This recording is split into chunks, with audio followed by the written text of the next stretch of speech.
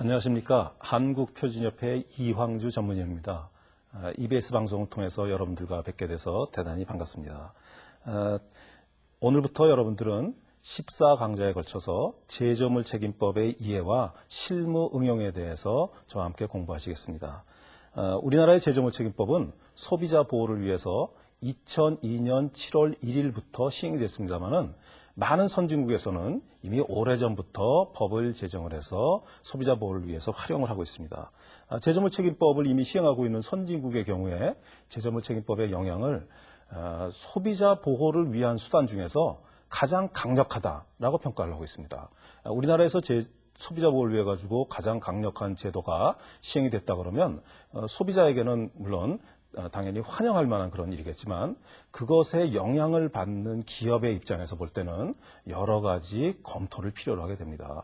소비자를 강력하게 보호하는 그 반대 영향으로 만약에 그 법에 해당되는 사고가 발생한 기업의 경우에는 상당히 많은 그 충격을 받게 되는데 제조물 책임법이 기업에 주는 영향과 그에 대한 대응 활동을 기업이 어떻게 준비를 해야 되는지 하는 내용을 중심으로 해가지고 강좌를 진행하도록 하겠습니다. 전체 강좌는 14강좌로 구성이 되어 있는데 강의를 시작하기 전에 먼저 방송 시간을 알려드리면 방송은 매주 수요일과 목요일 아침 7시 30분 그리고 오후 4시 그리고 다음날 새벽 1시에 방송이 됩니다. 이 강좌를 위해서 홈페이지가 운영이 될 예정이고요. 그리고 그 홈페이지 중에는 시청자 게시판이 있어서 여러분들이 그 강의 내용에 대한 의문이 있거나 또는 의견이 있을 경우에 보내주시면 충실히 반영을 하고 답변을 드리도록 그렇게 하겠습니다. 그러면 이제부터 강의를 시작하겠습니다.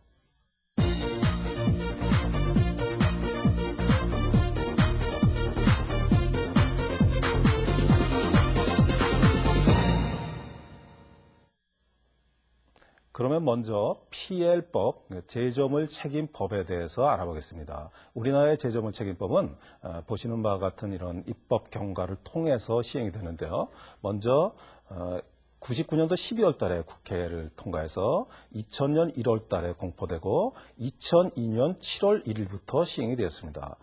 여기서 여러분들이 유의를 하셔야 될 사항이 법이 2000년 1월 달에 공포되었음에도 불구하고 그 시행일자가 2002년 7월 1일로 정해져서 그 기간이 약 2년 반 정도의 기간이 유예기간으로 정해져 있다는 사실입니다. 소비자 보호를 위해서 법이 만들어졌다면은 빠른 시간 내에 그 시행을 해서 소비자를 보호하는 것이 필요하겠지만 앞에서 말씀드린 바와 같이 제조물 책임법이 기업에게는 상당한 영향과 충격을 줄 수 있기 때문에 그 기업이 그 법의 시행에 대비해서 준비를 할 수 있도록 그 유예 기간을 2년 반 정도 제시하였다. 이렇게 이해를 하시면 되겠습니다. 그러면 제조물 책임에 대해서 간략히 알아보도록 하겠습니다. 제조물 책임이란 보통 PL이라고 얘기를 하죠. Product Liability를 약해서 쓰는 말입니다. 이 제조물 책임의 내용은 제조물에 여기서 제조물이라 하면 위에 있는 프로덕트를 번역한 거기 때문에 일반적으로 제품이라고 이해를 하시면 되겠고 그 제품의 결함에 의하여 결함이 있다는 사실은 제품의 품질에 뭔가 중대한 이상이 발생하였다. 이렇게 이해를 하시면 되겠습니다. 제품의 결함에 의하여 소비자에게 어떤 손해를 끼쳤을 때 그 손해에 대해서 제조업자 등이 지게 되는 배상 책임이다. 이것이 제조물 책임의 요점으로 이해를 하시면 되겠습니다. 여러분들이 관심을 가지고 보시면은 우리 주위에 제조물 책임법이 적용될 수 있는 사고가 굉장히 많이 발생하고 있습니다. 여러분들은 지난번에 발생하였던 불량만두 사건을 기억하실 겁니다. 그 만두의 재료로 사용된 그 내용물이 식품으로서는 적합치 못한 그런 비위생적인 재료를 사용했다고 해서 그 소비자들이 분노하고 화면에서 보시는 것처럼 집단 행동을 하면서 그걸 항의를 했던 그런 내용인데 그 식품이 그런 식으로 신뢰할 수 없을 정도의 것이 소비자에게 제공된다는 것은 소비자에게 그 안전상에 굉장히 큰 충격을 준 것이었기 때문에 사회 전체적인 분노를 야기하게 됐습니다. 이 사고가 계기가 되어서 식품 안전에 관련된 법이 새롭게 제정되고 그다음에 식품 안전을 관리하는 정부 기구가 대폭 강화되는 그런 영향을 끼치게 되었습니다. 이런 사고는 비단 식품뿐만 아니라 보시는 바와 같이 그 다른 일반 그 소비자용 제품에서 많이 발생을 할 수 있는데 다음 그 휴대전화의 폭발 사고에 대해서 보시겠습니다. 그림에서 보시면 휴대전화의 배터리가 굉장히 심각한 상태로 훼손되어 있음을 볼 수 있습니다. 휴대전화의 배터리는 화학 약품이 들어있는 그 밀폐된 용기로 되어 있죠. 저 배터리가 충격을 받아서 파열을 하게 되면 보시는 바와 같이 상당히 이제 그 심각한 그런 피해를 주게 되는데 만약에 호주머니 속에 넣은 상태의 배터리가 저런 식으로 파열을 하게 되면 신체 상해를 주게 되고 그다음에 그렇지 않더라도 저것이 파열하면서 뭐 가방을 태운다든지 또는 그 집에 화재가 발생한다든지 하는 그런 영향을 주게 되어 있습니다. 휴대폰의 배터리는 알고 보시면 굉장히 위험한 제품인데 전문가들의 평가에 의하면 저 휴대폰 배터리의 폭발력은 그 총탄의 뇌관이 터질 때의 폭발력과 유사하다고 합니다. 그리고 그것이 단자가 연결되거나 또는 뾰족한 물건으로 충격을 줄 때 쉽게 발생할 수 있기 때문에 소비자들은 휴대폰의 편리성뿐만 아니라 그 제품이 갖고 있는 위험성에 대해서도 상당히 유의를 하셔야 되겠습니다. 다음 최근에 발생하였던 그 소송이 한 건 있는데요. 그 애완견을 키우던 그 소비자들이 그 애완견에 먹이는 사료의 수입업자에게 제시한 소송입니다.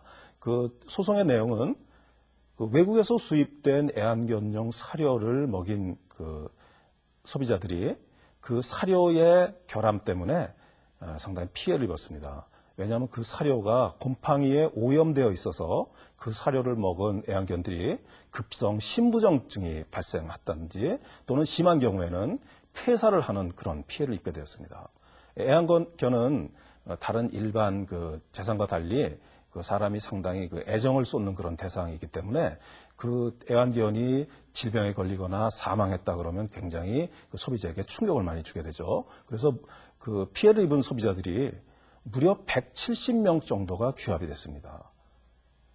과거 같으면 피해자가 단독으로 개인적인 어떤 불만을 얘기하거나 또는 회사에다가 손해배상을 요구하는 그런 경우가 있을지 모르겠지만 요즘은 인터넷이 많이 보급되고 특히 우리나라 같은 경우에 소비자들이 여러 가지 인터넷을 활용한 그 활동들을 많이 하고 있기 때문에 이번 사고의 경우에 무려 170명이 규합이 돼서 수입업체에 대해서 12억 원의 손해를 배상을 요구를 하는 그런 상황이 벌어졌습니다. 조그만 수입업체가 12억 원의 그 손해배상을 한다 그러면 여러 가지 이제 충격이 크다 하는 것은 우리가 짐작할 수 있습니다. 그런데 이런 사고는 비단 그런 영세한 수입업체 같은 또는 중소기업 이런 데서만 발생하는 것뿐만 아니라 사실은 알고 보면은 대기업에서도 조금만 방심하면 이런 사고가 발생할 가능성을 많이 갖고 있습니다. 지난번에 발생했던 전기 압력밥솥의 폭발 사고는 소비자들의 굉장히 큰 충격을 줬죠. 그 압력밥솥을 만든 기업이 우리나라를 대표할 정도의 우량 기업이고 지금 그 전 세계 시장의 어떤 경쟁 상황을 볼 때 초우량 기업이라고 얘기해도 좋을 정도의 그런 수준에 있는 기업인데 유감스럽게도 제품의 결함 때문에 보신 바와 같은 폭발 사고를 발생시켰습니다. 압력밥솥이 폭발한다 그러면 그거는 제품이 갖고 있는 단순한 불량하고는 차원이 다른 굉장히 그 심각한 충격을 주게 되죠. 경우에 따라서는 사람에게 뭐 화상을 입히거나 또는 여러 가지 그 재산적인 피해뿐만 아니라 그 제품 자체가 그런 식으로 그 폭발한다 그러면 전혀 그 제품을 믿을 수 없기 때문에 소비자는 안심하고 그 제품을 사용할 수 없는 그런 이제 위험을 초래하게 됩니다. 그런데 그 사고 당시에 기업이 시장에 나와 있는 모든 제품을 리콜을 하고 리콜한다는 것은 이제 제품을 회수하거나 또는 부품을 교환해주는 행위죠. 그런 리콜을 하고 그 다음에 소비자에게 그 사고를 만회할 수 있도록 여러 가지 조치를 취하고 했지만은 그 사고 이후에 그 기업의 압력밥솥에 대한 불신이 깊어져서 소비자들이 이제 그 이후로는 전혀 그 기업의 제품을 사용하지 않아서 결국은 해당 기업이 압력밥솥의 생산을 포기하는 지경에 이르게 되었습니다. 이러한 그 사고 사례는 뭐 국내뿐만 아니라 선진국의 경우에서도 많이 발생을 하고 있는데 지난번에 일본에서 발생했던 식품 관련 사고가 그 대표적인 사례입니다. 보시는 바와 같이 그 우유를 생산해서 시중에 공급했던 그 회사가 그 우유에서 대규모의 식중독 사고가 발생해서 보시는 바와 같이 그 경영자들이 언론에 나와가지고 100배 사죄하는 일이 있었습니다만은 소비자들이 저런 그 사죄만으로 그 기업을 용서해 줄 수 없는 그런 피해가 발생했기 때문에 결국 그 기업이 아주 심각한 타격을 받았던 예가 있습니다. 소비자의 신뢰를 저버린 기업이 시장에서 고객들한테 어떤 평가를 받게 될지 하는 것을 아주 증명해 주는 단적인 예가 되겠습니다. 그런가 하면은 몇 년 전에 미국에서도 굉장히 심각한 사고가 있어서 해당 기업에게 굉장히 충격을 주고 그랬는데요. 이 사고는 자동차에 장착된 타이어의 파열 때문에 발생하였습니다. 그림에서 보시는 바와 같이 자동차가 주행 중에 타이어가 파열하면서 자동차에 굉장히 심각한 손상이 초래되고 그다음에 운전자뿐만 아니라 그 탑승자 모두에게 상당히 이제 중대한 피해를 발생시켰습니다. 이 사고의 원인은 그 타이어의 파열 때문에 발생을 하게 됐는데 타이어의 파열이 우리가 일반적으로 겪게 되는 타이어에 못이 박히다거나 이렇게 해가지고 바람이 서서히 빠져나가는 그런 형태의 사고가 아니라 그림에서 보시는 바와 같이 타이어의 측면 부위가 완전히 떨어져 나가는 그런 사고였습니다. 주행 중에 더군다나 그 미국 같은 경우에 이제 그 도로망이 고속화되어 있기 때문에 고속 주행을 하고 있는 상황에서 저런 사고가 발생했다 그러면은 그 운전자가 전혀 저 사고를 피해갈 수 있는 방법이 없이 사고에 직면하게 되는 그런 위험을 초래합니다. 이 사고 이후에 해당 기업이 굉장히 심각한 타격을 받게 되는데요. 그 타이어 제품이 그 타이어의 불량 때문에 발생한다고 해서 그 타이어에 대한 전면적인 이제 리콜이 벌어졌었는데 그 자동차를 만들었던 회사와 그 다음에 타이어를 공급했던 회사가 그 사고 이후에 채 한 달도 안 되는 동안에 그림에서 보시는 것 같이 주가의 하락이라는 심각한 충격을 받았습니다. 특히 타이어 회사의 경우에는 한 달도 안 되는 기간 동안에 35%라는 아주 급격한 주가 하락, 회사의 주가라 그러면은 그 기업의 가치를 반영하는 지표라고 할 수 있죠. 그 기업의 가치가 짧은 시간 안에 3분의 1 이상 추락했다 그러면 그 사고가 그 해당 기업뿐만 아니라 소비자에게 끼친 영향을 여러분들이 잘 아실 수 있을 것입니다. 이상과 같이 다양한 제품 사고가 소비자에게 영향을 주고 그것이 기업에게 줄 수 있는 충격에 대해서 알아보았습니다. 잠시 쉬었다가 계속하겠습니다.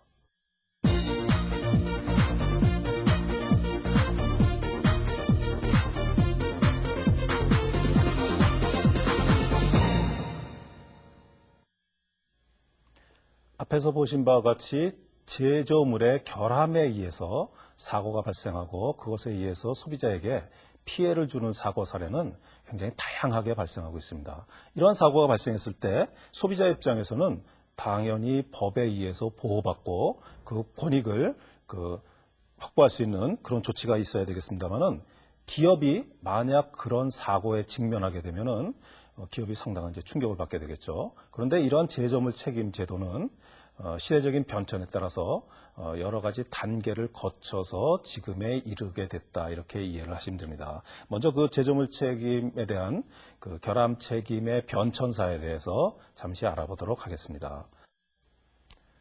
제품의 결함에 대한 책임은 보시는 바와 같은 그런 경과를 거쳐서 발전을 하게 되는데 제일 먼저 제시된 책임 원칙은 매수인 책임입니다. 매수인, 즉 제품을 사는 사람이 책임을 진다.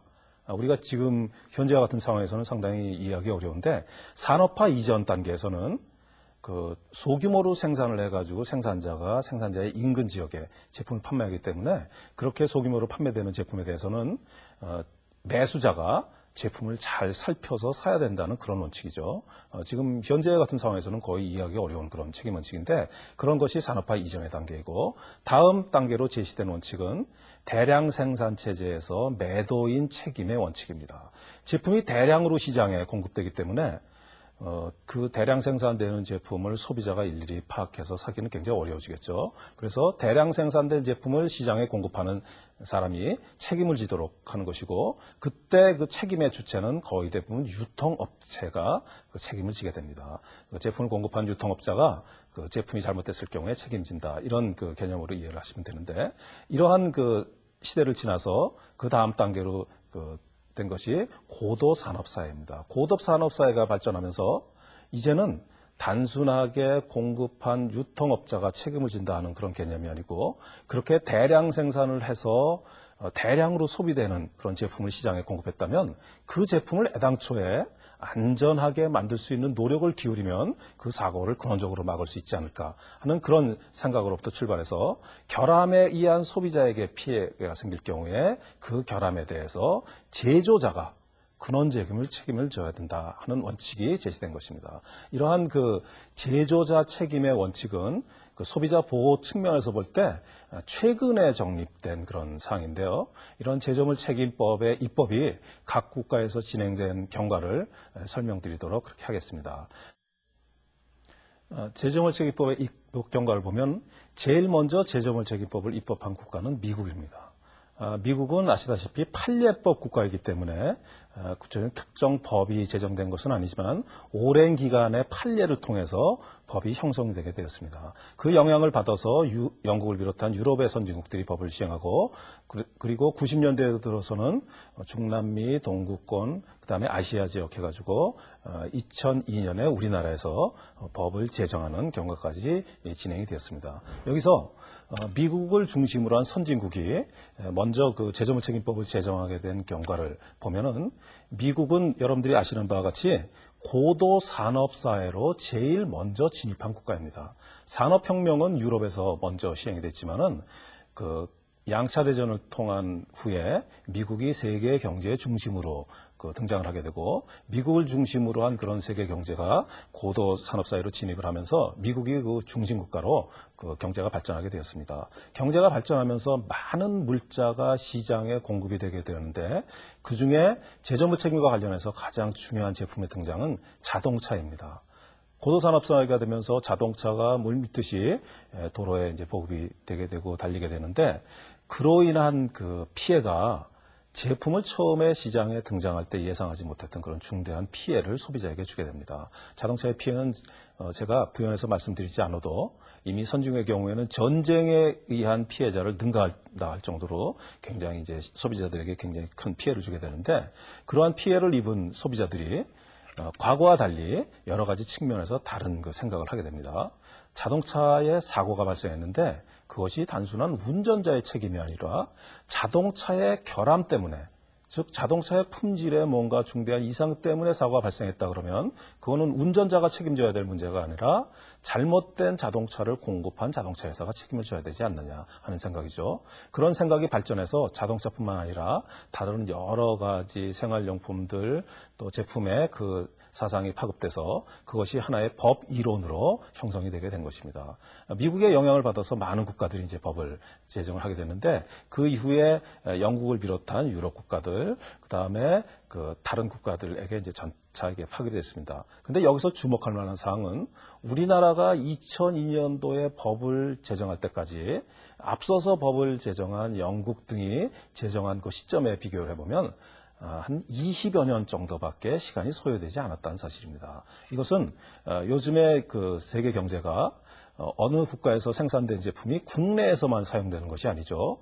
국내 전역뿐만 아니라 외국에 수출이 되게 되고 그다음에 세계인들이 한 회사에서 만든 제품을 사용하는 그런 상황이 되기 때문에 소비자 보호를 위한 제도도 역시 마찬가지로 국경이 없이 전 세계에 파급된다 이렇게 보시면 되고 또 한 가지 주목할 만한 사항이 아시아 지역 같은 경우에 몇 개 국가가 이미 우리보다 앞서서 제조물 책임법을 시행하고 있는데 뭐 일본 같은 경우가 그 우리보다 경제가 앞서 있기 때문에 그 법을 먼저 시행했다는 건 이해가 되지만 중국이나 필리핀 같은 나라가 우리보다도 10여 년 이상 앞서서 법을 시행하고 있다 그러면 이 소비자 보호를 위한 제조물 책임법이 우리나라의 경우에 다른 나라보다 절대로 빨리 제정된 것이 아니고 기업도 이런 그 추세에 맞춰 가지고 신속한 대응이 필요하다 하는 것을 이야기하는 대목이라고 할 수 있겠습니다. 지금까지 그 PL 제도의 간략한 개요와 그다음에 입법 경과를 각 국가의 동향을 통해서 알아보았습니다. 다음에는 제조물 책임법이 구체적으로 무엇을 어떻게 정하고 있는가를 알아보도록 하겠습니다. 제조물 책임법의 내용에 대해서 설명을 드리는데 먼저 제1조 목적에 대해서 설명을 드리겠습니다. 제조물 책임법의 제정 목적을 설명하고 있는데 법조항이기 때문에 제가 한번 읽어가면서 설명드리겠습니다. 이 법은 제조물의 결함으로 인하여 발생한 손해에 대한 제조업자 등의 손해배상 책임을 규정함으로써 피해자의 보호를 도모하고 국민 생활의 안전 향상과 국민 경제의 건전한 발전에 기여한 목적으로 한다라고 정하고 있습니다. 이 법 조항의 윗부분에 보면은 이 법의 제정을 통해서 피해자를 보호하겠다 하는 의미가 내포되어 있기 때문에 앞에 설명드린 사고 사례 같은 것을 볼 때 그 사고를 당한 피해자가 보호된다 하는 그런 측면에서 볼 때 이 법은 타당성을 갖는 것이죠. 그런데 이 법의 후단에서 이 법이 단순한 소비자의 보호뿐만 아니라 국민 경제의 건전한 발전에 기여한다고 그 목적을 이중으로 표기를 하고 있습니다. 국민 경제의 건전한 발전에 기여한다 그러면 단순하게 그 소비자를 보호하는 것뿐만 아니라 기업에게도 상당히 긍정적인 영향을 준다 하는 것들을 예상을 할 수 있는데 사고를 저지른 기업의 입장에서 볼 때 그 제조물 책임법은 소비자 보호를 강력하게 하기 위해서 제정된 것이기 때문에 제조물 책임법을 통해서 기업이 어떤 긍정적인 영향을 받는다라고는 좀 생각하기 어렵겠죠. 그런데 여러분들이 사고가 발생하는 그런 상황을 해당 업종의 경쟁 기업의 상황에 대입해서 그것을 보면은 그 사고가 해당 기업에게는 부정적인 영향을 주지만 그 업계 전체에는 상당히 긍정적인 영향을 준다는 것을 이해할 수 있게 됩니다. 다시 좀 더 자세히 말씀드리면은 제품에서 사고가 발생했을 경우에 해당되는 제품을 생산한 기업은 소비자의 지탄을 받게 되고 또 심하면 소비자에게 배상을 해야 되고 그런 과정이 언론에 노출돼서 많은 소비자가 그 기업의 제품이 사고를 발생했다는 사실을 알게 돼서 마케팅상에 상당히 이제 지장을 받게 되죠. 결국은 심한 경우에 시장에서 퇴출이 되는 그런 극단적인 피해를 입게 될지도 모릅니다. 하지만 해당 제품에서 그런 사고가 발생했다 그러면 그 다른 경쟁 기업들은 보다 더 품질 좋고 안전한 제품을 만들기 위해서 상당한 노력을 기울이게 됩니다. 이미 그러한 노력을 오랫동안 기울여왔던 우수한 기업은 그런 사고를 통해서 소비자들의 인식을 새롭게 받게 되는데 그 사고가 발생하기 전에는 소비자들이 대부분 제품의 전문적인 기술적인 내용이나 또는 그 제품에 갖고 있는 안전성 같은 거를 인식을 못하게 됩니다. 하지만 사고가 발생하면 그 제품이 그런 위험성을 갖고 있구나라고 새롭게 그 사실을 인식하게 돼서 보다 더 품질 좋고 안전한 제품을 생산했던 기업이 시장에서 진정한 평가를 받게 되는 계기가 되고 그를 통해서 안전한 제품이 시장에 많이 공급됨으로써 해당 기업이 성장하고 소비자가 좋은 제품을 사용함으로써 경제 전체가 함께 성장을 하게 됩니다. 선진국이 제조물 책임법을 통해서 소비자를 보호하는 것은 단순하게 소비자 보호 측면뿐만 아니라 기업에게 주는 영향을 긍정적으로 활용을 해서 경제가 건전하게 성장해 가도록 그런 목적을 가지고 제도를 시행하게 됐다. 이렇게 이해를 하시면 되겠습니다. 다음 그 제조물 책임법을 이해할 때 그 법의 그 8조에서 정하고 있는 내용을 한번 살펴봐야 되는데 제조물 책임법 8조에서는 민법의 적용이라고 해서 다음과 같은 정의를 하고 있습니다. 제조물의 결함에 의한 손해배상 책임에 관하여 이 법에 규정된 것을 제외하고는 민법의 규정에 의한다라고 정하고 있습니다. 이 법에 규정된 것을 제외하고는 민법의 규정에 의한다. 그렇기 때문에 이 법에 규정된 것이 있으면 민법보다도 이 제조물 책임법이 먼저 적용이 되는 것이죠. 법률 용어로 볼 때 다른 법보다 효력이 우선하는 법을 특별법이라고 하는데 이 제조물 책임법이 민법의 특별법이라는 것을 조항에서 명문화해서 밝히고 있는 사항입니다. 민법은 영어로는 civil law라고 하고 있고 그 의미를 보면 시민의 법이라는 뜻입니다. 지금 현재 민주주의 국가에서 민법의 위치는 헌법, 형법과 더불어 국가의 근간을 이루는 3법 중에 하나를 구성하고 있고 그다음에 조문이 1000개가 넘을 정도로 굉장히 방대한 법입니다. 제조물 책임법은 조금 전에 보신 그 8조가 법의 마지막 조이기 때문에 굉장히 단순하고 간단한 법인데 그 뒤에 민법의 각종 그 이론이 그 제조물 책임법을 뒷받침하고 있기 때문에 제조물 책임법을 시행해서 다양한 제품에 적용하는데 그렇게 중대한 문제는 없을 것으로 예상이 됩니다. 이와 같이 그 제품의 결함이 발생해서 그 기업에게 주게 되는 영향을 이제 그 한번 정리해서 살펴볼 필요가 있는데요. 제조물 책임 사고, 즉 제품의 결함 때문에 사고가 발생한다고 하면 우선 지금 설명드리는 제조물 책임법에 의해서 손해배상을 하는 문제가 발생할 것입니다. 그런데 해당되는 제품을 사용하다가 피해를 입은 소비자에게 손해배상을 하는 그 문제로 끝나는 것이 아니라 그 제품이 이미 시장에 나가버렸다면 사고를 당한 소비자 이외에 다른 일반 소비자들이 갖고 있는 제품에 대해서 조치가 필요하게 되겠죠. 통상 리콜 같은 조치가 필요한데 그 리콜에 대해서는 소비자보호법이나 각 그 제품을 규제하는 법이 정하고 있습니다. 자동차 같은 경우에 자동차관리법 또는 식품 같은 경우에 식품위생법 이렇게 되겠죠. 그래서 해당 법에 의한 리콜이 진행되고 그다음에 그런 과정이 공개리에 진행이 되기 때문에 시장에서 소비자의 신뢰를 잃어버리는 그런 계기가 되게 됩니다. 종합해서 말씀드리면은 제조물 책임법에 해당되는 제품 결함에 의한 사고가 발생한다 그러면 그것은 총체적으로 기업의 위기를 초래하는 것이라고 이해할 수 있겠습니다. 기업의 위기라는 것은 그 해당 기업에게는 상당한 이제 충격을 주게 되겠죠. 제조물 책임법이 그 법을 통해서 소비자를 보호하고 그다음에 그 해당 기업에게 또 영향을 주고 있기 때문에 그 기업의 입장에서는 법에 충격을 받지 않도록 사전 대비를 하는 것이 굉장히 중요합니다. 앞에서 보신 사고가 기업이 어떤 것을 대응해야 되는지를 설명을 하고 있는데 불량만두 사고가 발생했을 때 만두를 제조했던 회사가 심각한 충격을 받았고 그다음에 압력밥솥이 폭발했을 때 해당 기업은 리콜을 했음에도 불구하고 사업을 해당 제품의 생산을 포기하는 지경에 이르렀죠. 이건 비단 국내의 경우뿐만 아니라 외국의 경우에 보면은 사고를 저질렀던 기업이 심지어는 문을 닫는 그런 극단적인 피해를 입는 경우까지 많이 발생했습니다. 지금까지 여러분들이 PL 제도의 기본 개념에 대해서 알아보았습니다. 그 내용을 잠시 한번 정리를 해보도록 하겠습니다.